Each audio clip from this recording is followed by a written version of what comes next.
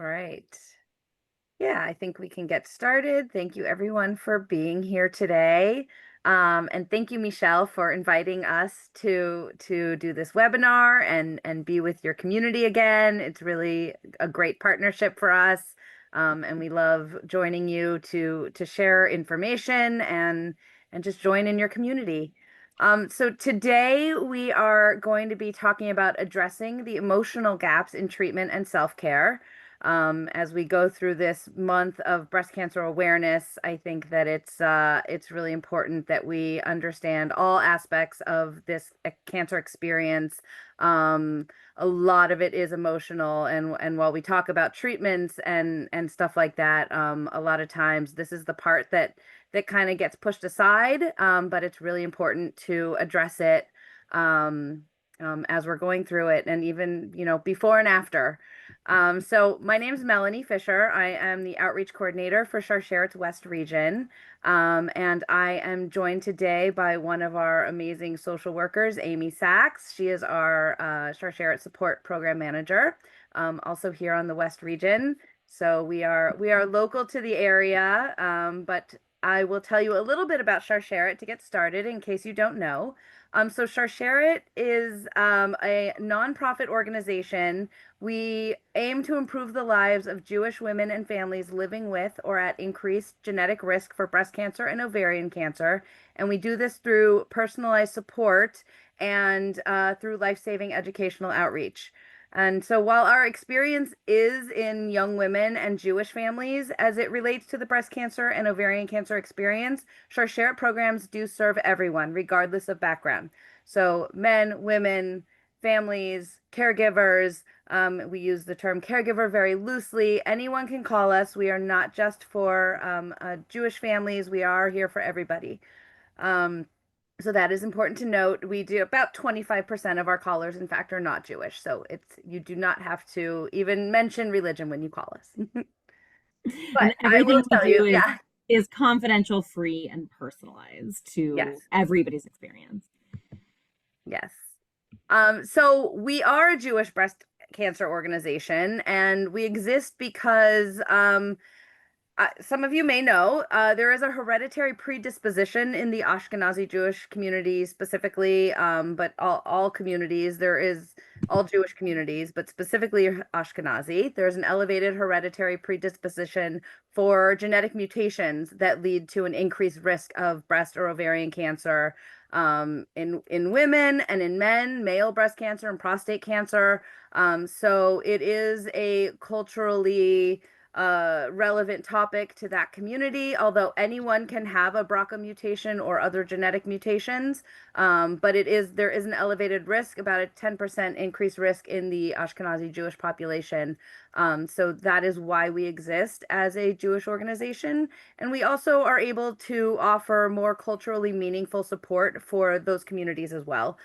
So, different levels of observances.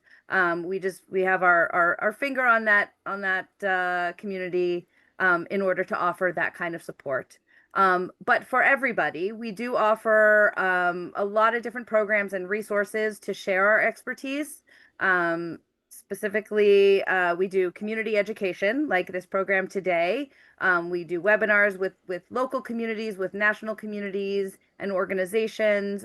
We are out there in the community in person as much as possible, giving talks and educational events and programs to raise awareness and education. We also do cultural competency trainings for medical professionals, for staff members of medical organizations or Jewish organizations or non-Jewish organizations, just to talk about the relevance of a organization like Sharsheret for their patients and their communities. We do patient education that can be one-on-one with our amazing social workers. We have a team of social workers and genetic counselors on staff that are available to talk to anybody at any time. Most of our support is virtual, so you can call, you can email, and like Aimee said, everything is free and confidential for people to reach out to our staff. And we also do webinars like this all year long. We do about 60 to 70 webinars a year that are available after the fact to watch on our website. So you can go to our website, sharsheret.org, and search for, whatever topic you can think of. We probably have done a webinar. And if not, send us an email and we'll put one together for you. We're happy to do that. But yeah, we have a vast library of webinars with a lot of information available on our website. And some of those webinars are not as, educational driven. Some of them are, we have a yoga series that we do for cancer survivors. We have nutrition and cooking classes, art classes. We do all sorts of stuff. So check it out on our website if you'd like. And, you can get on our mailing list and find out about webinars we have coming up. So I think at that, I am going to turn it over to Aimee to get started and introduce herself. Awesome. Thanks so much, Melanie. And you explained everything well. I'm just going to hammer home that point one more time that we are here for everybody, regardless of background. And religion does not come up on a lot of my calls. But I am, glad that I have the expertise that I can help when it is part of the experience. So a little bit about me. I've been a social worker for 13 years, and I've been at Sharsheret for almost 9 years. Next month will be my ninth anniversary. And while I'm not a cancer survivor myself, I've been a caregiver, both for cancer and other illnesses. And now I've been, doing this job for 9 years. So I have a lot of that cancer expertise that comes with just training to be a Sharsheret social worker, and really and truly the training that I get from every call that I'm on. Everybody that I speak to and that I serve really helps me learn so much more about the experience. But we've all been through hard times, and, so that's what we're talking about today, right? Are the hard emotional aspect of, this experience that your treatment team is maybe not, helping you handle so much. Everybody at WeSpark is, but we're gonna try to fill in those gaps, right? To plug that. Those missing parts, and then we've all lived through the tumult of, 2020 and on, right? It's been an interesting time in the world, these past many years. And certainly the Jewish community has been through, some hard times recently. So, focusing in on cancer, the isolation that comes with the stress of a diagnosis is intense. And really that's why Sharsheret was founded. Our founder was 28 when she was diagnosed with breast cancer, and she had 2 young sons at home, and she was a high-powered attorney commuting every day from New Jersey into New York. And she didn't know, what do I tell my kids? Do I let them see me without the wig on? What do I tell my job? How do I go about taking time off? And at that time, many years ago, we were founded in 2001. So before that is when she was diagnosed. At the time, there weren't organizations that focused on the needs of younger women. Most of the places that she went for support were, she was met by people, who were retirement age. So they couldn't help with her questions about young children. They couldn't help with her questions about her job. And then she got connected with a friend of a friend who had been diagnosed 6 months before her. They were in the same life stage. They were dealing with these same issues, and they provided support to each other in a way that they really needed, that made them feel less isolated. And since the pandemic started, we have seen that isolation grow, because even though some organizations like WeSpark are back, having some support, in person, a lot of the support programs that are out there went online and never came back in person. And there is something wonderful about being online, right? Because you don't have to put on your outside pants. You don't have to look for parking. You don't have to, deal with all of the issues that come with going out of the house, but you also miss that kind of je ne sais quoi of walking from the parking lot into, the community room, and the talking that happens, on the way back to the parking garage right after. So, where somebody says, "Hey, do you want to go grab some coffee down the block?" Like that can't happen anymore, for a lot of people who are just getting support online. So, this really amazing study at Ohio State University found something fantastic about this issue, this really hard issue, is that, we know that the mind body connection is real. We know that stress impacts your health. But they found that, yes, stress, leads not just to depression, anxiety, and the mental health aspects, but also, lower quality of life, negative health behaviors, which lower your immunity and can increase the disease progression. And that the opposite is also true. And when people seek social support, they have better immunity and less fast disease progression, or even, slowed disease progression. So the most amazing part of that is not just mind body connection, but it's that seeking, that word seeking. It's not about getting the social support, though that is really important and can help, boost all of those things, but just asking for help, just looking for help, even before you get it. That can be the thing that really helps you. So, it's about your mindset. It's about putting yourself out there more than it is what you're going to get back, which I think is incredibly empowering. So, I'm sure the things on the screen right now are things you have experienced, right? So all of these cancer stressors pop up in different ways for different people. Some are huge to you, some are not issues for you, or maybe every single thing on this list has been an issue for you. And then if you add in, if you have children, that's gonna amplify all of these stressors, right? Because even if they don't know everything that's going on, they're gonna notice that kind of vibe shift that happens in the home, and so all of these get compounded for so many of us with kids. So I want to take a step back and offer this disclaimer. If you don't follow Haley Gullen on Instagram, I highly recommend it. She's an amazing artist who went through a cancer diagnosis, and I don't know if she's launched her book yet, but she's making a book about it. And I just love her stuff. And so this is one of her Instagram posts that is just perfect for the disclaimer that I want to offer, which is we're going to be talking today about, how to do better emotionally, right? How to strengthen your resilience, how to, find success in the hardship, right? And there's a very thin line between that and victim blaming. So if you are having a hard time with any of the things that we discussed today, know that you're not alone, and that's why we're discussing them. And certainly, it's nice to meet Jean. Jean is here for you. Michelle and everybody at WeSpark is here for you, and so am I.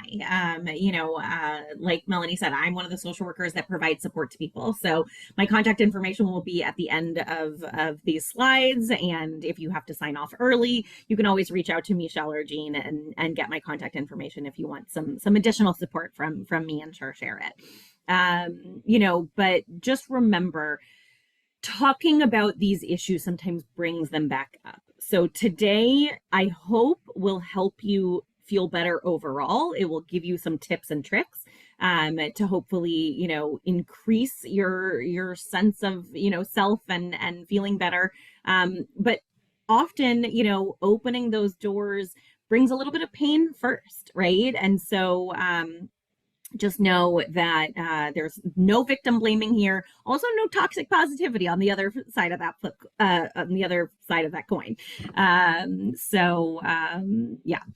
And then we're going to talk through a couple tricky terms to kind of get them out of the way. So survivorship can be a very tricky term for people for many reasons, right? Some people feel like, I don't feel comfortable calling myself a survivor because, well, I'm not at the end of the road yet, right? Like it could come back at any time. And is that bad juju, right? Do I need to cross my fingers and toes and knock on wood and bite my tongue and poo, every time I say it? So I understand that. Also, a lot of people feel like the term survivor is about a Holocaust survivor, and I don't want to take that away from them. So, I just don't need that term.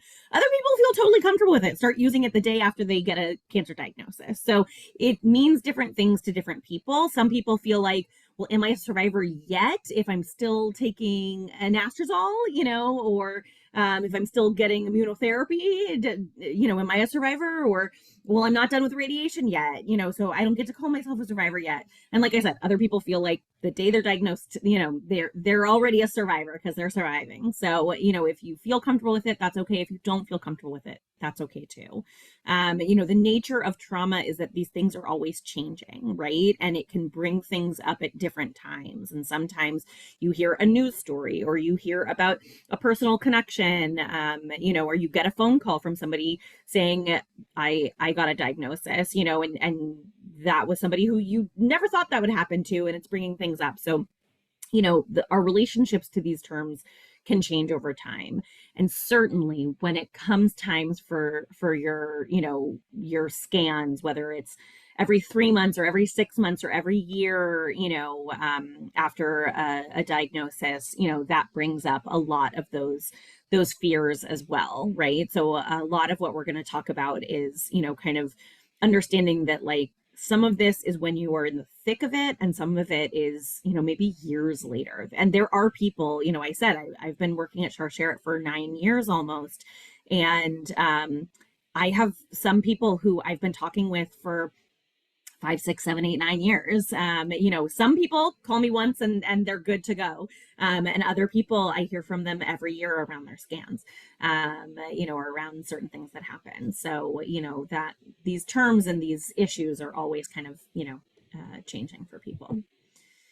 So, like I said, we're talking a little bit about building your resilience, because there are so many emotional sides of this that, are not addressed. And, one way to deal with those is to fortify ourselves, right? To build our resilience. So what is resilience?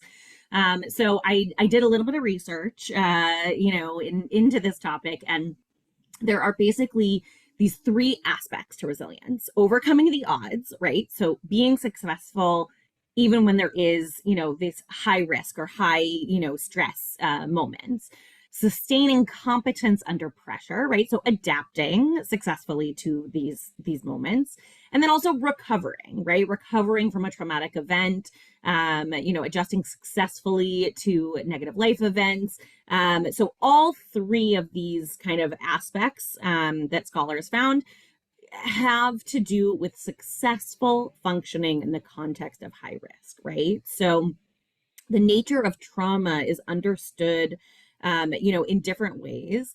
I always kind of explain to people, when they're trying to understand, like, how to heal after a traumatic event, that cancer is so different, right, than most traumas, because let's take, like, the example we all first probably heard the word trauma, right, is PTSD. And the classic example of PTSD is a soldier coming off of the battlefield, right?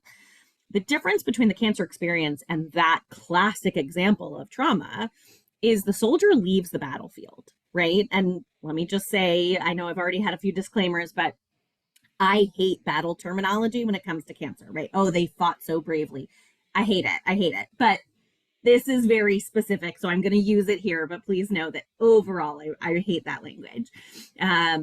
But that the idea of, a soldier has this traumatic event when they are on the battlefield, when they are in the line of fire, right? When they are in action on the battlefield. And then they come away from the battlefield and they have these, PTSD symptoms where they feel like they're back on the battlefield, right? When it's a cancer experience, the battlefield is your body. You don't leave your body. You might have surgery and lose certain parts of your body, right? But your body's still your body. And that is a different way to think about trauma when it's inside of you, right? And it's not an external force. It is something that you can't fully escape. And so you have to think about how to deal with trauma in a very different way. So all of those, these definitions of resilience talk about success, right? So success, again, very tricky language, just like survivor, just like resilience, and so you have to understand that the term success means very different things, not only to different people, but in different moments in your life, right? So I hear people all the time say, sorry for getting emotional. I'm a social worker. You're telling me your experience. You're going to get emotional when it's an emotional experience, right? And so I actually think that it is a sign of success when somebody does tear up on the phone to me, right? If every time you think about cancer, you're, balled up on the floor, sobbing your eyes out and you can't stop sobbing, that's something that we really need to work on, right? But tearing up appropriately, crying appropriately, even some sobs here and there, that's appropriate connection to your emotions, right? Because if we don't connect to our emotions, we're going to be tripping over, we're sweeping that under the rug and we're going to be tripping over that rug for the rest of our lives, right? So success is not keeping a brave face and, just always being in total control, right? Success means different things in different moments, right? So keeping that in mind, that this is also ever changing and, ebbs and flows. So today, when we talk about resilience, we're going to think about strength in the face of adversity, right? Because that's a little bit better language, I think, than success, right? Success also sounds like an endpoint. And like I said, it ebbs and flows. There is no endpoint to this. So, we're talking about how do we strengthen this muscle for everybody here today. So I'm going to give you some tips. And they're all kind of based on this theory in social work that's called a strengths-based perspective. So, looking at yourself, looking at what do you have inside of you and in your community and in your, everybody around you and your support system, how can you see the positives? And again, we're not talking about toxic positivity, but how can you see the positives within yourself, within your community, to continue to strengthen yourself? So the first tip is to fill your cup. And I think the most important part of this, and this is kind of like, it's become a self-care, like cliche, right? To like fill your cup. And I'm often saying to people, you got to fill your cup before you can fill somebody else's, right? But I think the first step is understanding what does fill my cup, what makes me feel good, what makes me feel like me, right? Because so often the cancer experience feels like it separates you from yourself, whether it's from your body or your community or your sense of self, right? Especially if a lot of people, have to stop working either for a while or, sometimes even permanently. And so much of us get so much of our sense of self from our job, from working, especially if you love your job, but even if you don't, because it's a distraction, it's something else, right? Like, I know since I've had children, like a lot of my identity, like, is lost to focusing on them, right? So I have to fill my cup in order to still feel like me. And I think even though that's a happy reason, right? It's still a stressor. So kind of thinking through, figuring out like what makes you feel like you. So, the really like obvious ones that most people in like the self-care industries, would tell you is, well, therapy. And certainly you're talking to a social worker. I believe in therapy. I love therapy. And then meditation and yoga, and those things are amazing. They work. Meditation is proven to be as effective, if not more so, than anti-anxiety medication.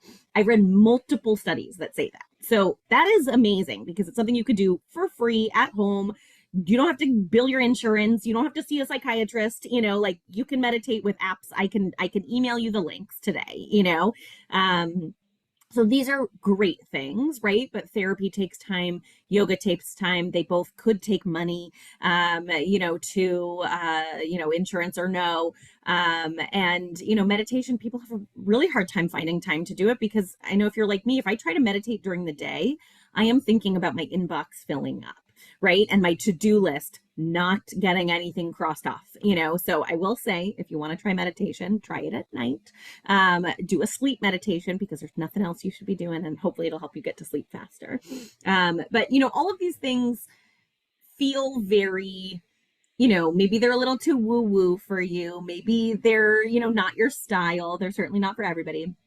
So think about other things that fill your cup. For me, a fancy coffee every once in a while, right? There's something about I'm still finishing my coffee from this morning. I love the coffee that I have for myself, but having somebody else make you a coffee with maybe a little whipped cream on top, right? Maybe a little vanilla syrup in there. Right now, everybody's enjoying their pumpkin spice lattes, right?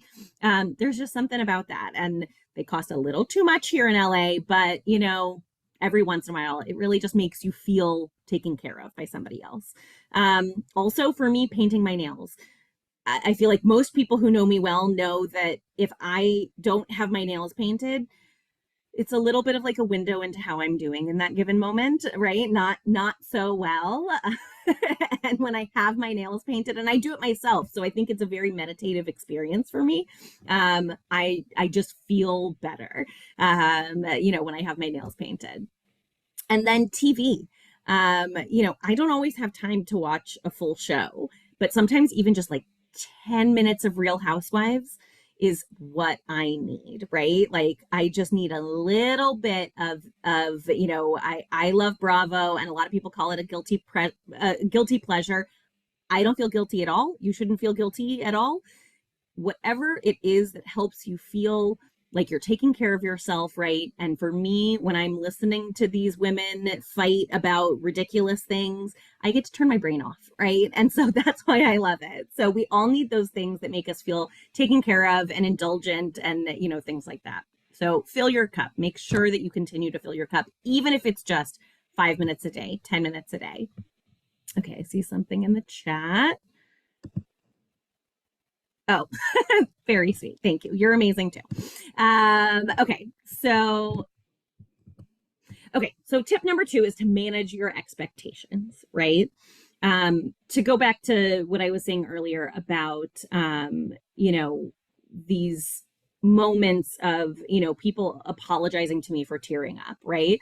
I say to them sometimes, like, if you're not stressed out about cancer, right? If you're not crying about cancer, like, I hope cancer is the worst thing that ever happens to you, right? Like, these are the moments to cry, right? So I think we have to face those uncomfortable truths. Like, this is a moment that just sucks. Like, this is not what you wanted. This is not what you signed up for. This is not what you were planning, right? So that's too bad, right? It really just kind of sucks. And sometimes we just have to acknowledge that, right?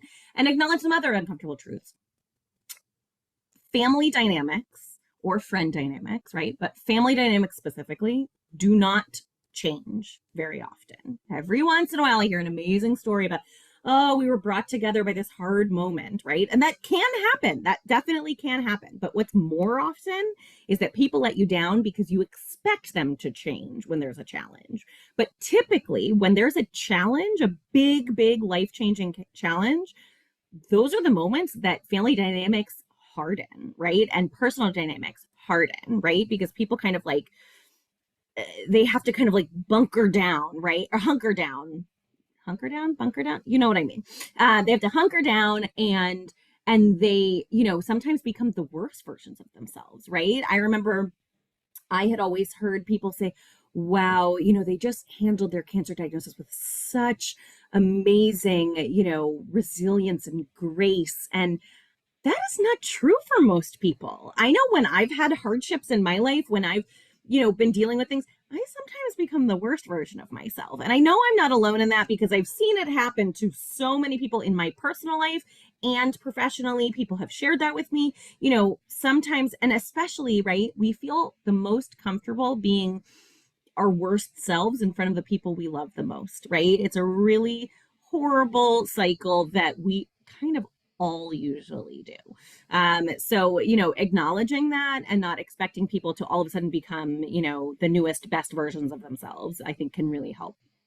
The other really uncomfortable thing is that you often have to ask for help, right? And you expect everybody to show up, and sometimes they do, but we'll talk later about, kind of the ways to do that and how that can happen in not so great ways. But, just kind of managing that expectation of, okay, I'm going to have to put myself in some uncomfortable, moments. So I offer you this idea of a reframe, right? Maybe you can think about the fact that you get to choose instead of I have to, right? I have to ask for help. You get to choose who you ask. You get to choose what you ask. So I really recommend keep a running list on your phone of things that you need help with, right? I have a Target list. I have a grocery list always on my phone. It's shared with my husband so we can all, both be adding to it. And then when I've gone through hard times, even happy hard times, like having a baby, I keep a list of to do, right? So if somebody says, hey, what can I do for you? I can actually look at the list and say, actually, are you going to Target? We're almost going to run out of toilet paper. And I could place a Target pickup order and you could just grab it, or, if you don't mind, that would be hugely helpful, right? Something like that, right? Like keep a running list of things that you need. Maybe it's, I need a ride to treatment 2 weeks from now, something like that, right? Like having it in a list makes it a lot easier when somebody says, let me know how I can help, because they probably mean it. But it's really hard to think of it, on the spot. Also, choose a point person, right?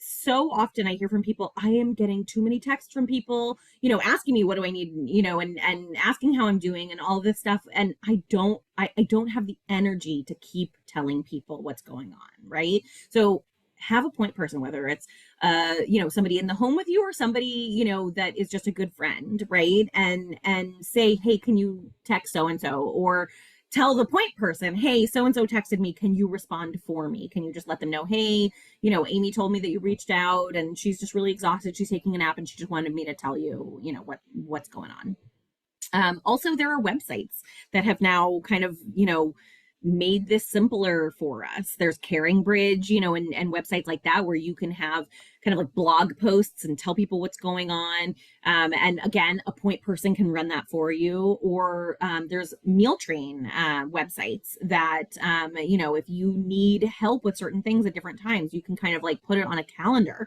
And again, a point person can do that for you. But, there are ways to kind of automate these things now. Okay, so my third tip is based on many years ago when I got married and I had to choose my bridesmaids. And I knew immediately who I was going to ask. My longtime best friend was going to be, my maid of honor. And, different people I chose for different reasons. But there was one friend who I chose because I knew she was not the one that I was going to go to when my mother-in-law was making me crazy. She was not the one when I thought, oh man, am I really going to live the rest of my life with this man? She was not the one that I was going to complain to about, all these serious issues. She was the one who was going to make a joke when I was feeling stressed or upset or nervous. She was the one who was going to make sure everybody was on the dance floor. She was the one who was going to make sure that my bachelorette party was the most fun possible, right?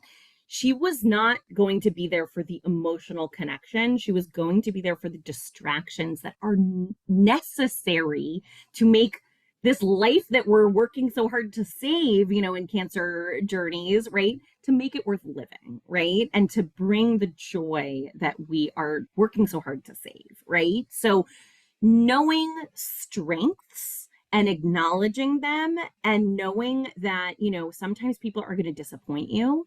And often, the impulse when somebody disappoints somebody, especially in the context of a cancer diagnosis, is throw them in the trash, right? Get rid of them. I don't need this friend who's not showing up for me.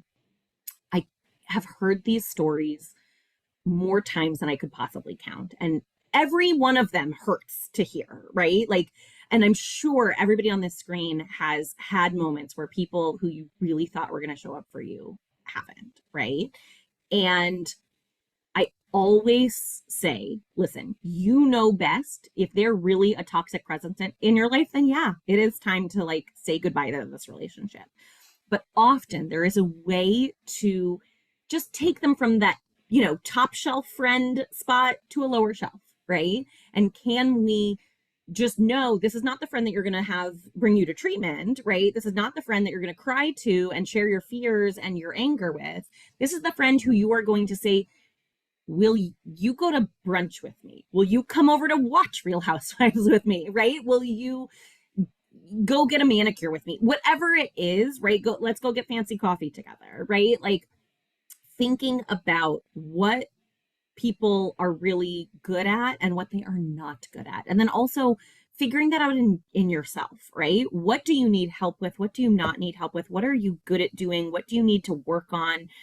Is such an important part of being able to, build this resilience and figure out how to take care of yourself, during these hard moments. So we talked a little bit about this, but getting help is not easy. It does not come easily to anybody. And it is really important to activate your support system. So thinking about, and again, I'm kind of repackaging things a little bit, right? But thinking about them differently and piecing them apart, I think is really important. So thinking about the different places that you can get help, right? So WeSpark is obviously helping you because you found out about this and you're here. But Sharsheret is here to help too, right? And we offer different things. So, getting as many of these cancer organizations, right? We are all stronger together, right? We all offer slightly different things in slightly different ways. And, I would love to send you all care packages and things like that. And, WeSpark is here to offer you different things. So, doing that. Then there are systems that you're part of, whether it's if you're in school, if your child's in school, if you belong to a temple or a church, or maybe your office, right? Like maybe the company that you work for, all these different kind of like systems, right? That you're part of, even Facebook groups, right? So sometimes you're in like a cancer specific Facebook group, or even my local Buy Nothing group. If you guys aren't part of Buy Nothing Facebook groups, highly recommend. I've gotten some really good free stuff. And it's so much easier to like give my stuff away instead of just dropping off at Goodwill and being like, are they going to throw all this in the trash, right? Like I can post certain things and people will take it who really appreciate it, right? But certainly the cancer Facebook groups can be so, so helpful when you're wondering, how do I deal with this? How do I deal with that? And remember with the Facebook groups, absolutely, if you feel comfortable posting and sharing, that's great, but you might not always feel comfortable with that. So know that you can always just use the search function within these groups to search for, has somebody already had this conversation, right? About tamoxifen side effects, or, reconstruction, or whatever question you want to ask, but you maybe don't feel comfortable asking. Go ahead and use the search function. Also, it's not even just about comfort. It's about when you post, you then have to wait for the responses to roll in, right? And you have to remember to go back and check and, all of that. Maybe this conversation already happened and you can, benefit from things that are already there, already answered. And then there are tons of books, right? There are books on the cancer experience. There are books to distract you, right? I feel like everybody's into like romance lately. All these like romance novels, I feel like are having a renaissance, right? We're also starved for just like, I don't want to focus on the world that we are living in. I just want to disassociate, and sometimes books can offer us, the chance to lock in or to completely distract. So, and then of course, YouTube and movies and things like that too. And I think it's just really important to remember that it is okay to ask for help, right? And it is really hard for everybody. And, it might feel really silly, but sometimes it really helps to practice, whether it's to write it out, before you call somebody, or to practice in the mirror, and I know that feels silly when you first do it, but oh my gosh, it is so helpful to sometimes just like play it out. And, if you don't do it beforehand, you'll be doing what I know I do a lot of the time, which is when you're laying in bed at night and you should be doing a sleep meditation, you're rolling through the conversation and the things that you wish you had remembered to say, right? And, remembering sometimes maybe it was earlier that day or last week, but sometimes it was like years ago when you were having a conversation and you wished you had said, certain things that you missed. Okay, I saw something in the chat. Oh, thank you. So, also I think like there's this reframe of kind of thinking about the fact that, don't you like to help other people? I know I'm a social worker, so like I've literally made a living out of helping other people, but I think it's true of everybody, right? We all feel good when we help other people. So if you can kind of reframe to think now it's your turn, right? Can't always be your turn to do the helping, right? Sometimes people have to give it back to you. And to remember, I feel so good when I help others. If I let somebody help me, I'm kind of making them feel good. I'm giving them the opportunity to feel good. So it's actually altruistic for you to allow the help, right? Especially if you're known in your family or you're known in your group of friends as the person who always shows up for other people. That makes people feel even better to help you. It's like, oh my gosh, Michelle has helped me so many times. I get to help Michelle this time. That's amazing, right? So you're really helping people by allowing them, to help you. Kind of also just like considering why they might not be offering. Maybe they don't know you need help because you do show up with such a brave face all the time, or maybe they're not helping because we don't always know what they're going through, right? Lots of people keep a cancer diagnosis private, so we don't know what other hardships they're keeping private. Or sometimes you don't know that they recently had a cancer experience, either themselves or somebody that they love, and it might be triggering for them. And I certainly hope that's not the case, and that people who you would expect to help you would still show up despite that being a little difficult for them. But sometimes that can be at play, right? Or other issues that you don't know why. And also I think one of the biggest thing is that a lot of people tell me, oh my gosh, when I was first diagnosed, when I was going through treatment, everybody showed up. When I had my surgery, I had a meal train for weeks after. And then when treatment ends is often kind of the scariest part of the experience for a lot of people, right? Again, I hate battle metaphors, but this one, I think you'll understand why I use it. I was talking to somebody once and I came up with this, and now I repeat it all the time because people really like it, that when you're in active treatment, right, it feels like you are on a battleship, right? Like that when you walk into a hospital for chemo or radiation, like it feels like that. There's so many people, there's thousands of people inside the hospital, right, all working towards this common goal of making the patients better, right? And so they're all working for you for this goal, right?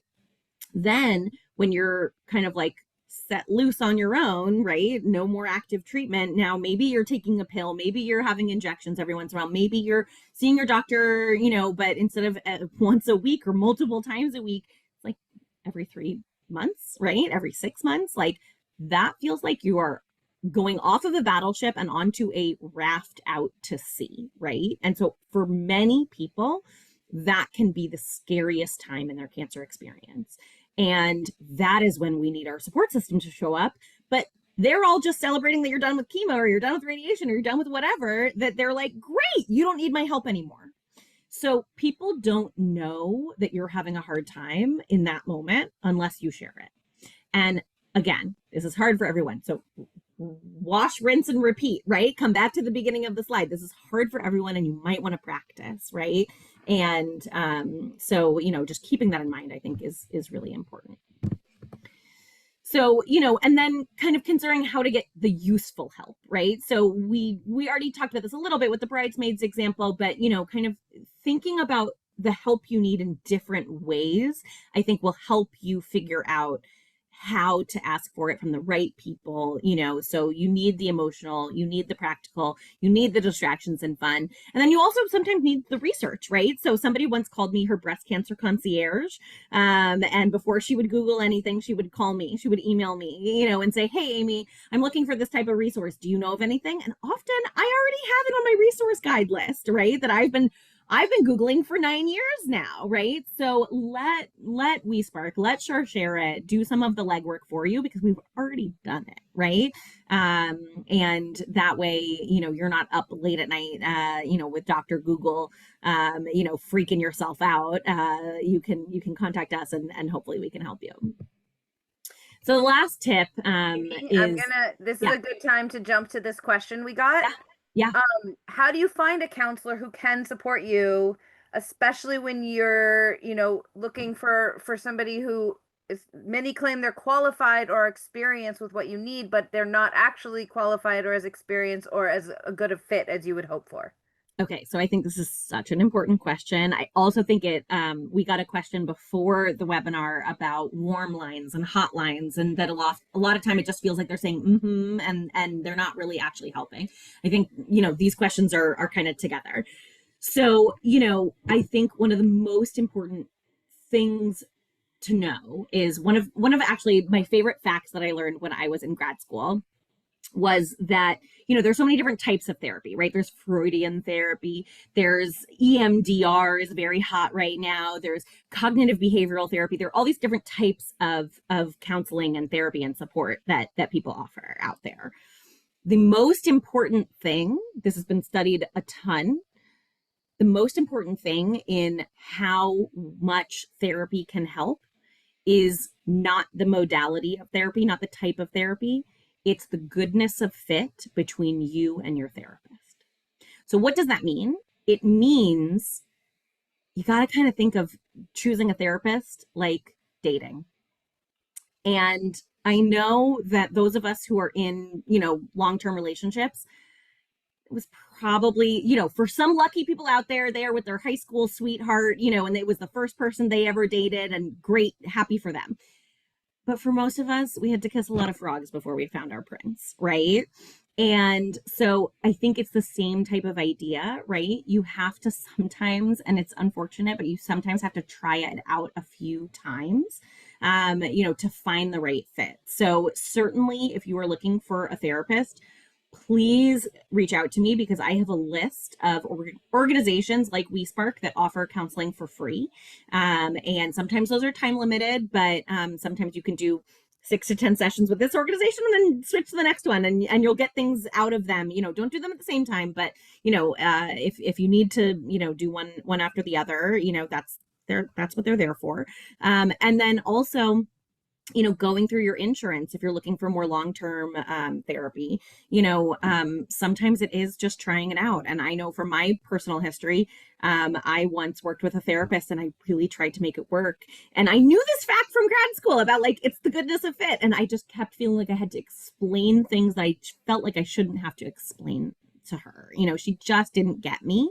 And so finally I had to call it and say, you know what, I just don't think this is a good fit. I need to find another therapist. And she actually gave me a couple of referrals. This is something that therapists know. So don't feel uncomfortable telling them if it's not a good fit. Don't waste your time, waste your money, if it doesn't feel like a good fit. I do think, just my first date with my husband, I thought, oh boy, this guy talked a lot, hopefully it was just nerves, because I think he does seem like a good fit in some ways, but I talk a lot, so that might not be a good fit. He was nervous, and on the second and third date, I was like, I think this is the guy for me, right? So you have to sometimes give it a couple of shots, before for sure, but definitely sometimes it does take that. So thank you to whoever submitted that question. That was great. Okay, so tip number 5 is boundaries, right? And boundaries are really hard to draw, but they are incredibly important to draw, right? So boundaries not just with yourself, but with other people. And I think sometimes it's easier to think about boundaries with other people than it is with yourself, right? So knowing what things feel, back to what we were talking about, filling your cup, right? What drains your cup? What makes your cup feel like a colander, right? And you have to figure out and do some soul searching to figure out where you need to draw the boundaries. And also remembering, just like everything else we've been talking about today, these things ebb and flow, right? So sometimes the boundary can be right here and sometimes it needs to be over there, right? And it's a constantly moving thing also, and that's okay. And then certainly boundaries with your time, boundaries with your identity, I think can be really important, and again, those things are often, changing and ebbing and flowing. So here are some tips for, having these boundaries. I used to love watching movies that made me cry. I used to love watching really stressful, like high adrenaline, movies and TV shows. And then the world started feeling like it was on fire, and I had children, and I had people in my family have illnesses, and I experienced, grief and loss, and like all of these things changed in my life. And I started to realize that those types of movies that like I would see a trailer and I'd be like, oh, that sounds great. And then I would be like, no, actually, I need to protect myself. I need to have better boundaries with myself. And I can't watch that stuff anymore. Right. And sometimes I can and sometimes I can't. But I also will kind of recognize, like, if I start watching it and I'm like, this is not feeling good, then I will stop. Right. And that's something I never used to do. When it comes to cancer, and you can use this example for other things, but that's what we're talking about today. I love to teach people about the cancer-free zone, right? So maybe it's a cancer-free morning or afternoon or whatever, but sometimes you'll be out in the community, you'll be at an event, maybe it's your kid's soccer game or event at your church or synagogue or whatever like that, and somebody comes up to you and they say, "Oh, how are you doing?" You know what that means. And you probably don't want to answer it, right? Because you're not thinking about it right now. And you don't want to give these people who, maybe it's just an acquaintance. And like, yes, they know that you've had this cancer diagnosis, but like, you don't know them like that. You don't want to give them all the details. The best trick is to say, oh, thank you so much for asking, but I'm just trying to have a cancer-free afternoon.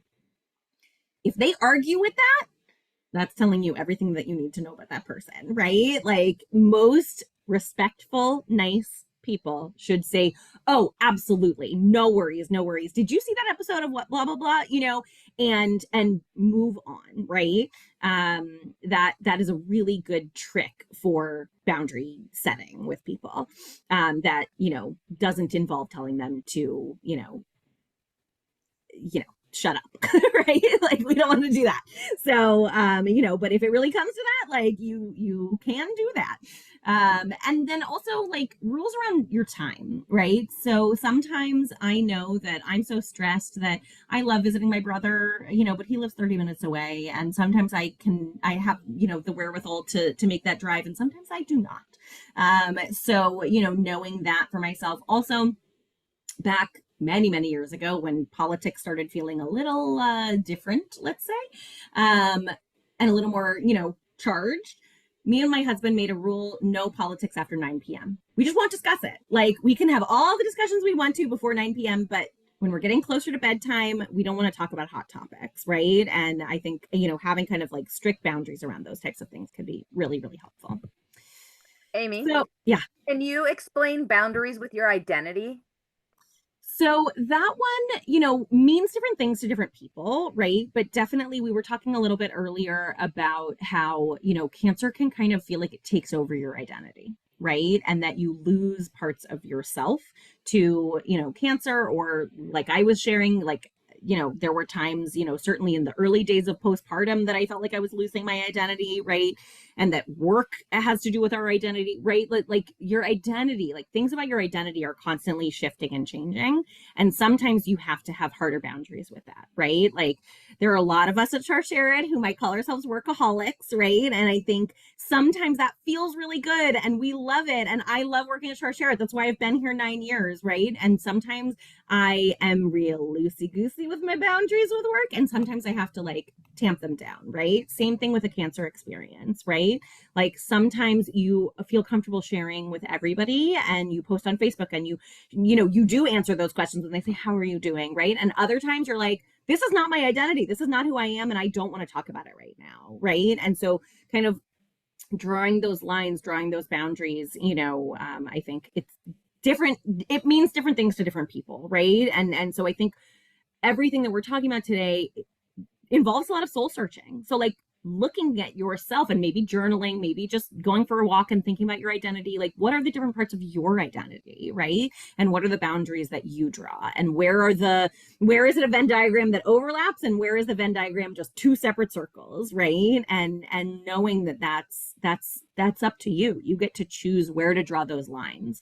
I was literally just talking yesterday with somebody about And sorry for those of you who don't use Instagram, but Instagram has this feature called close friends. Facebook has something similar with like acquaintance lists, right? And that you can literally share what you can literally decide what you share with different people, even on these social media apps. So thinking about it for the apps, but also thinking about it for your life, right? Like, where do you draw the lines of your different parts of your identity? Great question. Okay, so I mentioned this a little bit earlier, but I want to take a moment because this is such a huge issue once there's a cancer diagnosis, right? Is that so many people do say the wrong thing, right? And I've already said a few times, people say, let me know if you need anything. And that puts all the onus on you, right? One time I was giving a talk and somebody said, somebody kept saying this to me. They kept saying, let me know what you need. Let me know what you need. Let me know what you need. And she said, I need a ride to treatment. And she gave her a couple weeks notice.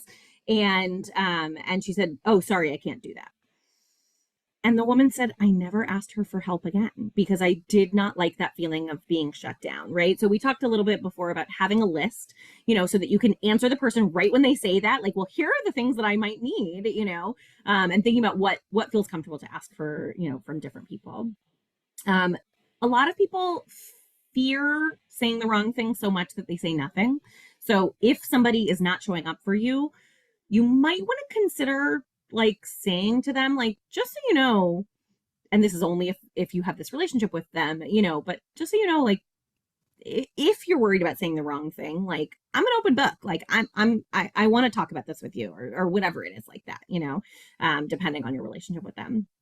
And then there are a lot of peppy coaches out there, right? Who you might share, I'm feeling really worried about my scan coming up, or I'm feeling really worried about whether or not the chemo is working, or I'm feeling really worried about whatever.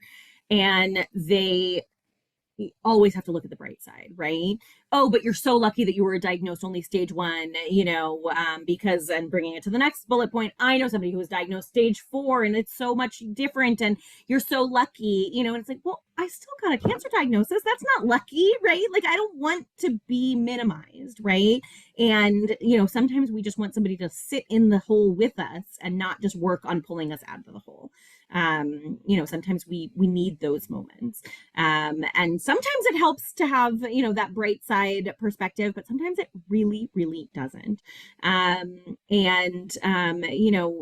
we all get so much unsolicited advice, no matter what part of your life you're sharing, you're going to get advice, right? So, I love to teach the bobblehead technique for this. So, I had the perfect example. One day I got so excited because I had been teaching this to people for very long.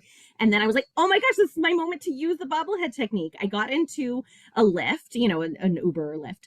I got into the lift and the driver starts, taking me on the way and says, so what do you do for a living? And I say, oh, I'm an oncology social worker. And he says, oh, I had cancer. And do you know what cured me? I ate bitter melon every day.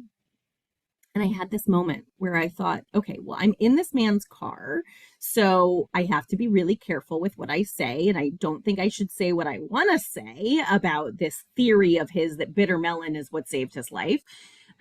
So instead, this is my moment to finally use the bobblehead technique. So I said, wow, thank you so much. And you can see I look like one of those bobblehead, that they hand out at the Dodger game or whatever, wow, thank you so much. That's really helpful. I'm going to look that up and I'll share that with our clientele. Thank you. If you just say yes to all this unsolicited advice, right? Because you're going to hear people say, oh, my cousin's brother's sister's wife's friend had the same diagnosis as you, and this is the type of treatment they did. You should tell your doctor, that's going to help you. You have no idea what is going to help. And yeah, sometimes that advice is helpful, but usually is not. And you don't want to take it, and you don't need. So just if you say no, thank you, then they're going to keep trying to convince you. The conversation's not going to end when you say no. When you say, yes, thank you, I will tell my doctor, they don't have to know that you're not going to. That's when the conversation ends. So bobblehead technique can sometimes help. So one time in our Facebook group, somebody shared, what's the stupidest thing that someone said to you about your cancer? And they said that somebody had said to them, is that your real hair? Right. So we took a few of them, and I love these different examples, that people were so frustrated with, right? But it just shows you people say the wrong thing all the time, right? And you're not alone in that, and you can always call, your WeSpark, support, or you can call me, to just complain about it, because we're here for it. So there are many ways that Sharsheret can help. And wait, I see some things in the chat. So yes, I have to share. I so appreciate somebody said, oh my gosh, when I think back to all the times that I said the wrong thing when I was on the other side, and I appreciate the compassion extended to me, but I aim to exercise the same now. But I still vent about it with appropriate audience. Yes, support group and cancer friends, and add in your social workers too. But I feel the same thing as well. I do this all the time where, I used to say, let me know if you need anything to people all the time. I would say that. Now I say, I'm going to Target tomorrow. What's on your Target list? What can I drop off at your front doorstep and not even ring the bell? That's now my, instead of let me know if you need anything. Okay, so here's a few ways that Sharsheret can help. And like I said, call me, I'll be your breast cancer concierge. But beyond that, we do have lots of our support programs. So our peer support network is really geared towards the exact, issue you want to discuss. So it's not just stage one, go ahead and talk. It's, I want to work during treatment, or I am in survivorship and I'm finding it so hard and scary to navigate, or I'm considering reconstruction or not reconstruction, and I want to talk to one person who did the type of reconstruction that I'm thinking of, and one person who opted not to do it. And so we make those matches really specifically. And then we have lots of care packages that we send. So for people facing the cosmetic side effects of treatment, we have our Best Face Forward kit. We have our Busy Box for people with children ages 12 and under. That's really geared towards, their kids, specific interests. It comes with a storybook that explains cancer on a child's level and parenting resources for the parents.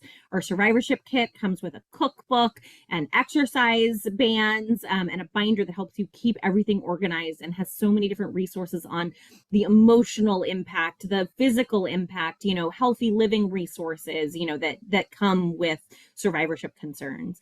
Melanie already said that we are here for family members and friends, and we use the term caregiver very loosely. Anybody who cares about you is a caregiver in our mind. So we have a packet of information that we send to them that helps them understand how to be there for you, and also the importance of filling their own cup, right?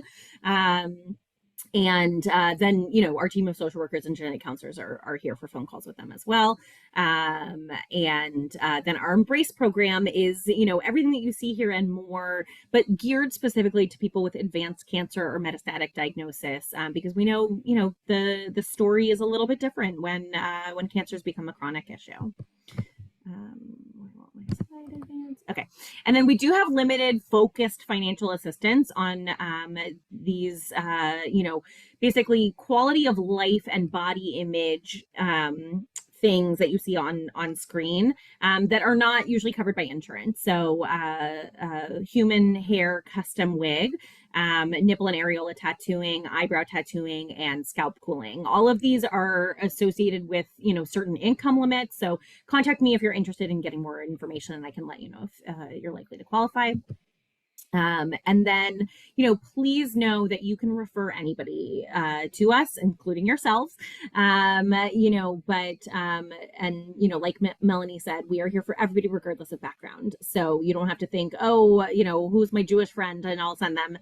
And everybody is eligible for our help, and we love to help anybody regardless of background. So and then Melanie already mentioned a lot of these, so I'm not going to go into too deep detail about our webinars, but we also do have closed private Facebook groups that are specific to your experience. So one for early stage cancer, one for advanced cancer, one for caregivers, and one for people with genetic predispositions to cancer. So, I want to open it up for questions, and these are some questions for you to kind of think about, what has been helpful in all of this, and what has been brought up. And then, if nobody has any questions, I know we got a few more beforehand that we can talk through, but I just wanted to open it up for everybody. Something in the chat. Yes, and Melanie has put our contact information.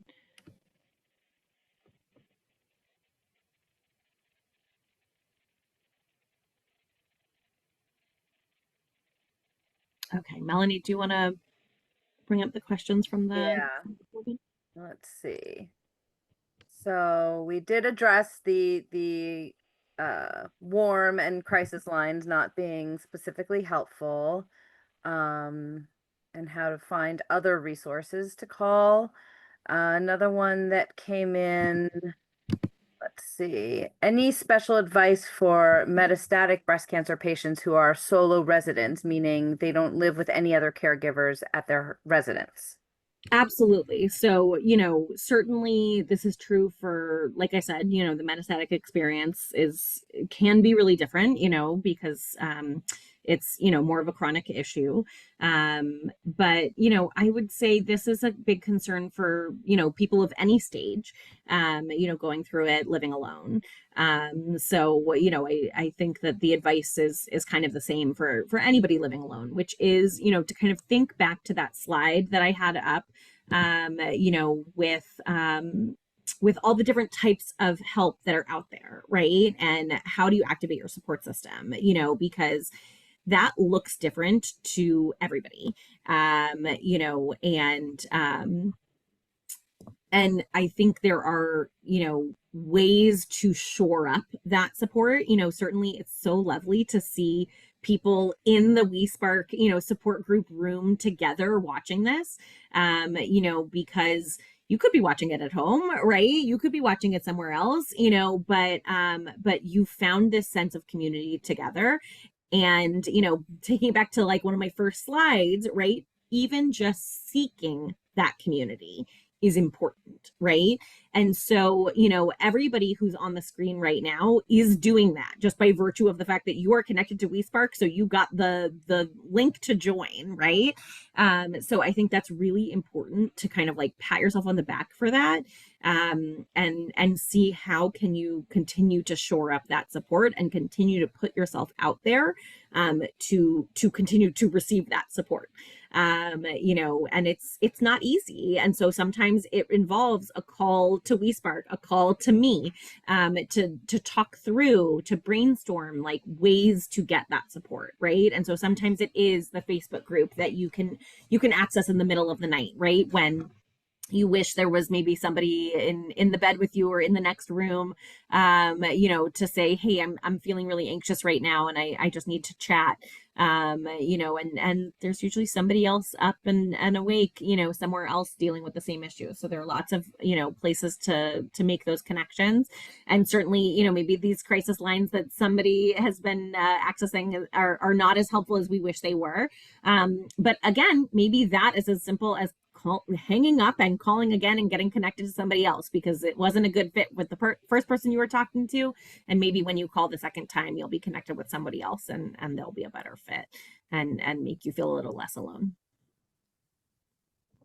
Yes. And then in terms of anxiety, can you address a little bit anxiety around more unserious health issues?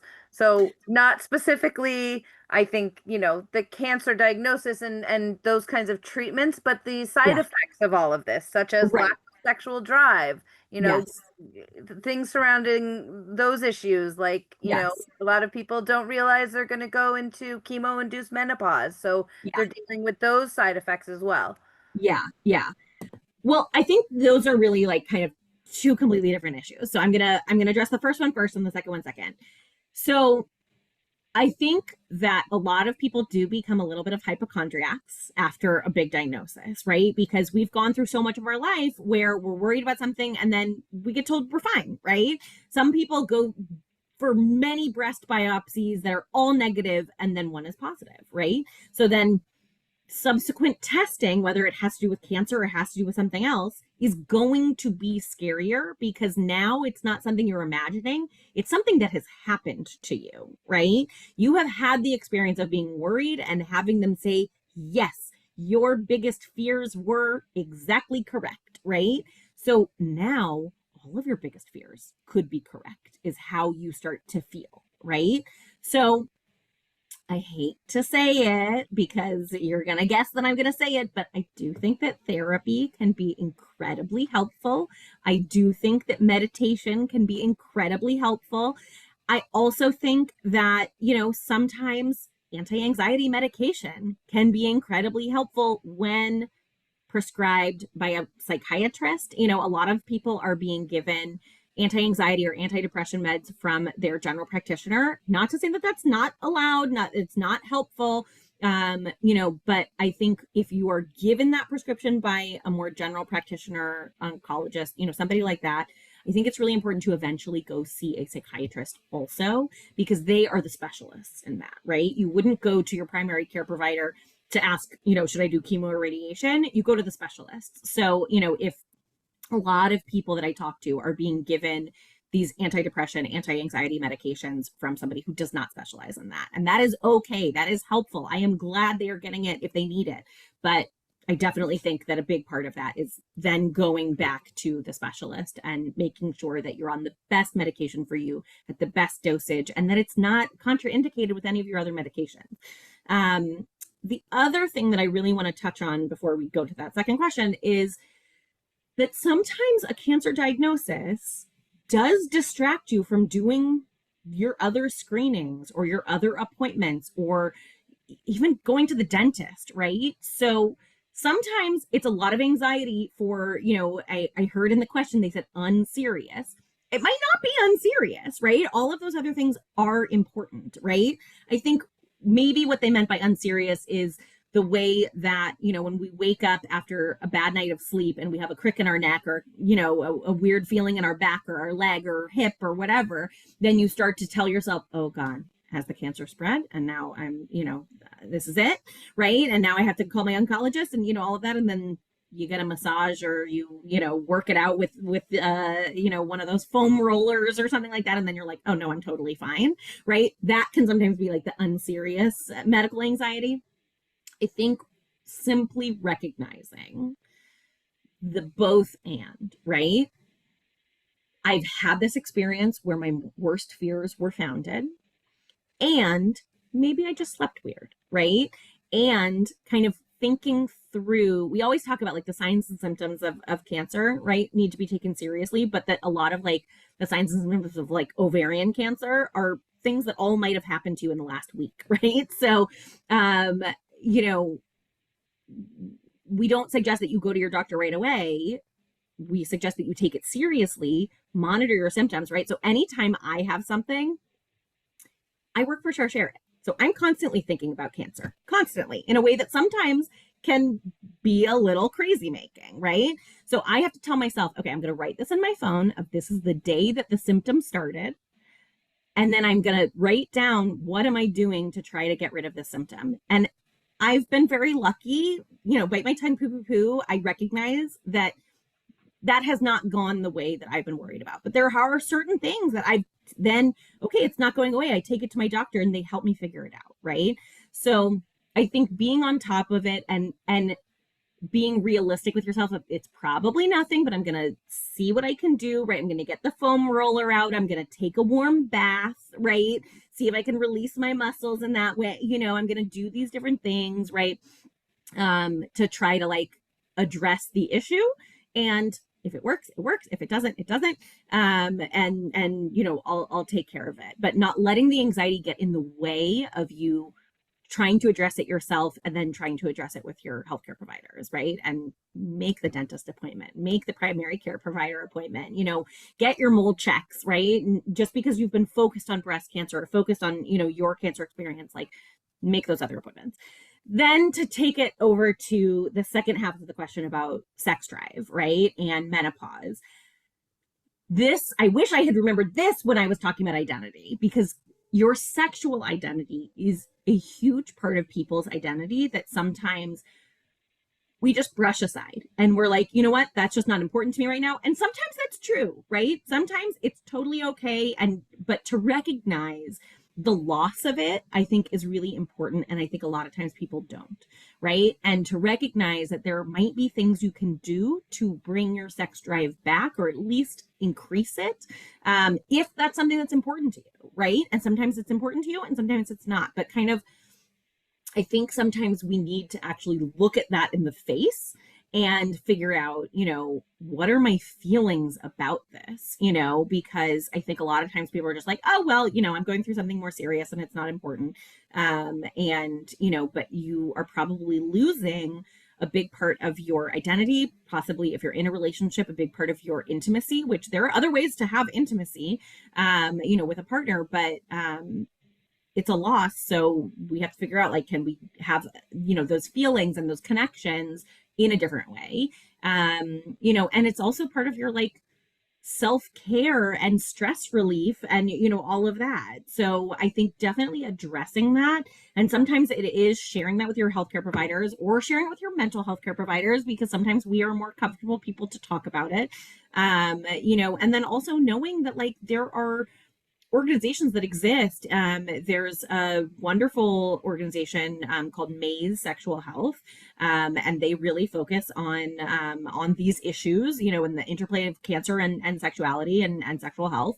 Then there are also certified menopause practitioners who will help you. They'll prescribe you something that might help the elasticity or the lubrication, or there are possibly hormone replacement, which I know gets people very worked up sometimes if their cancer has a hormonal component to it. But a lot of these, depending on your specific situation, can be totally healthy to take.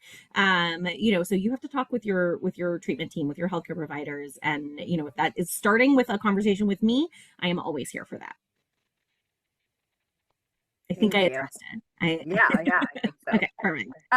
Okay, and the last question that we had ahead of time is about tamoxifen. So looking for honest storylines around tamoxifen. This person's doctor specifically said it's no big deal, but they're hearing differently. Okay, well, that is, man, I would be rich if I had a dollar for every time that I have been asked a question like that, both about tamoxifen and also about, I would say, aromatase inhibitors. I get a lot of questions about those in the exact same way. So this is one of the worst parts of my job, is that I have to say it's different for everybody, and you won't know until you know. And I'll give a very non-cancer example, which is when it comes to NyQuil, right? I bet we all know someone who can take NyQuil and it knocks them right out and they feel fine when they wake up. But then we know somebody else who NyQuil knocks them out and they feel totally drugged for the whole next day, right? And then there are probably also people we know who can take NyQuil and it doesn't even make them fall asleep, right? So every medication, unfortunately, is like that, where the side effects that people experience are very vastly different. And I have talked to people who were terrified to take tamoxifen and then told me it was no big deal. Or maybe they had one side effect and it was totally manageable. Or maybe they had one side effect and their doctor prescribed them something else for that side effect and that was fine, right? And then I have talked to people, I cannot lie, who have gone on tamoxifen and had every side effect and it made life not worth living, right? And so they had to go off of the tamoxifen because they had every single one of the side effects. So what I would say is, don't let the side effects scare you. Be aware of what they are so that you can recognize if you start to get them and communicate those to your treatment team, because either they might be able to change your dosage, or they might be able to, like I said, prescribe you something that can help combat the side effects, or even, sometimes suggest different lifestyle changes, right? Like a lot of people have like joint problems or neuropathy problems. And sometimes, though it's counterintuitive, right? Like going for a walk can actually strengthen the muscles that make your balance better so that neuropathy is less of a big issue. You know, like there are things like that. And then also physical therapy can be huge for some of these side effects. So, you know, I always suggest whenever you start any medication, whether it's, you know, chemotherapy or, you know, one of these hormonal treatments or, you know, any of and all of the above, have a side effect journal. And I do not mean a leather bound notebook that you're going to lose. I mean, in your phone, open a note, because you always have your phone with you, for better, for worse. I see you, Karen. I used to always write everything down on paper, and I have lost so many important pieces of paper. So at least take a picture of it, you know, with your phone so you have it and put it all in one album. But, you know, I really do recommend doing it digitally, because you might forget or misplace or whatever the piece of paper where you've written these things down, right? So my brain works best if I actually physically write things down. So sometimes I'll do exactly what I just said, is I'll write it down and then I'll take a picture and I put it in an album, or I put it in, you can, if you have an iPhone, you can scan documents and it literally like can turn it into a written note, just within the Notes app, just like the one that comes with, you know, there are all these fancy apps, but like this is the one that like comes on your iPhone.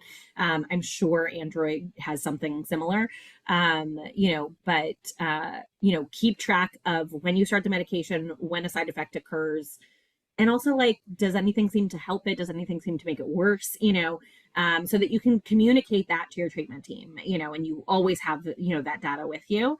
And I also like doing it on your phone because, you know, you have it in the middle of the night, you have it when you're out and about, you have it anytime that you want to write something like that down.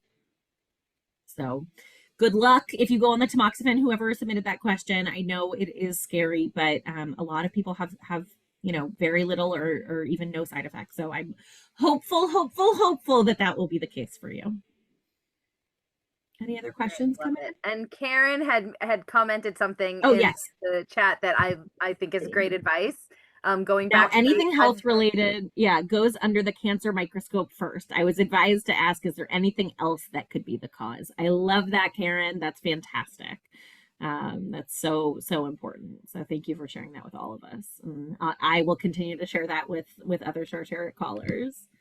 I love that. Okay. Awesome. Well, listen, you know, Melanie put, you know, our emails in the chat, asacs@sharsheret.org. And if you ever forget the name Sharsheret, because I know it's hard to say, it's hard to spell, you can always just Google Jewish breast cancer, and we should pop up, you know, pretty high in your search. You know, please reach out. If you're anything like me, you're gonna be laying in bed tonight and think, wait, why did I ask that? That would have been the perfect question to ask. So I really mean it when I say, please reach out anytime. I'm here for all of you. Thank you so much for having us, Michelle.